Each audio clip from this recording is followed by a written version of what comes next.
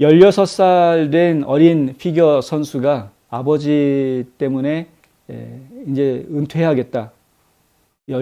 아무리 피겨 선수들이 일찍 은퇴한다고는 하지만 16살에 은퇴라는 것은 좀 지나치게 빠른 그런 상태이고요.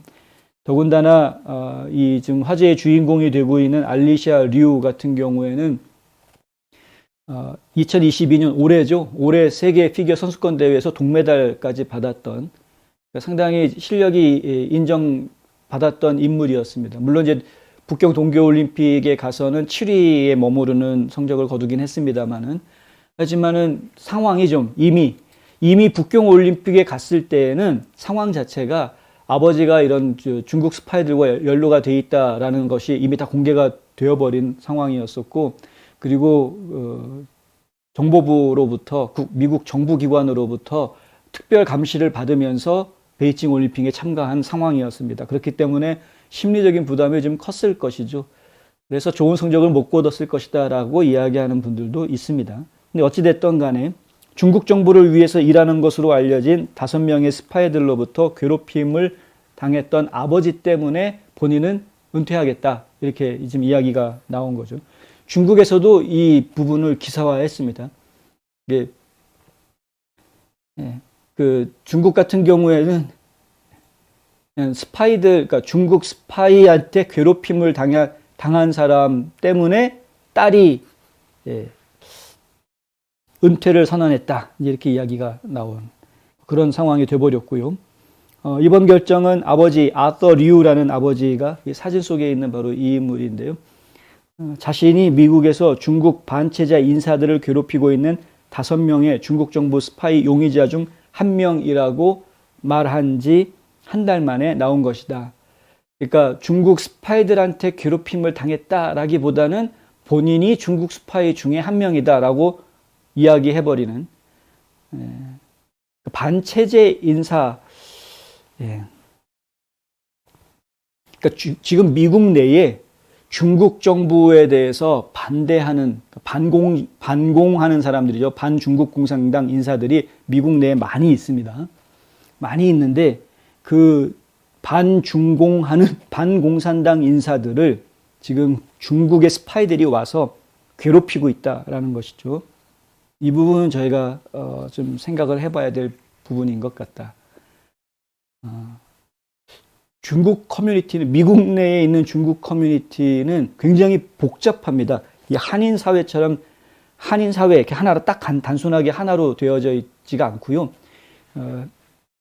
중국 본토에서 공산당이 싫어서 온 사람, 중국 본토에서 공산당 간부의 자제들인데 온 사람, 돈과 명예와 백그라운드를 가지고 이제 온 사람들, 홍콩의 과거, 중국에 반납되기 전에 홍콩 쪽에 있다가 중국에 온 사람, 대만에 있다가 또 중국에 온 사람, 서로 다 다릅니다. 이 커뮤니티가 한꺼번에 잘 뭉치지를 못합니다. 생각들이 서로 다르기 때문에. 그 지금 대만 정부에서도 미국에 있는 중국 커뮤니티들을 지원을 하고 있는데요. 지금 한국 정부가 해외에 있는 한인 동포들을 지원하듯이. 근데 이제 그 사람들이 지원해주고 있는 중국 동포 커뮤니티가 이게 딱 있고요. 그들은 이제 반공 정신이 투철한 대체로 그런 사람들이 좀 많이 모이게 되어져 있고, 홍콩에서 온 사람들은 느낌이 좀 다르고, 이제 중국 본토에서 온 사람들도 반공이냐 친공이냐에 따라서 이게 좀 분위기가 좀 다른. 그리고 거기에다가 중국 이민자들은 역사가 깊어서, 이민 역사가 워낙 깊어서 3세, 4세, 뭐 혹은 5세, 6세까지도 지금 볼 수 있는 상황이기 때문에 이들은 이제 영어권으로 젊은 세대들은 다 영어권으로 들어가게 되죠. 사실 중국 커뮤니티가 상당히 영어권 세력이 더 많이 커져 있는 그런 상황이긴 합니다. 한인 커뮤니티는 아직까지는 영어를 모국어로 쓰고 있는 영어권 한인들이 한국을 모국어로 쓰고 있는 한국어권보다 많다라고 이야기하기가 좀 애매한 상황인데요.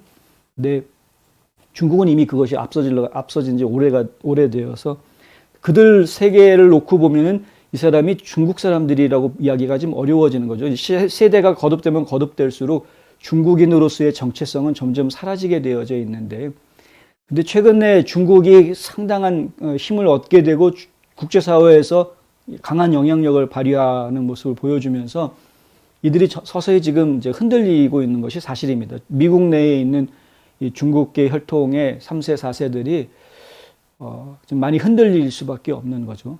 이 흔들리는 사람 입장에서 보았을 때는 중국이라는 나라 때문에 자기 부모들의 출신 국가 때문에 본인들이 미국에서 불이익을 받는 것을 원하지를 않는 것이고요.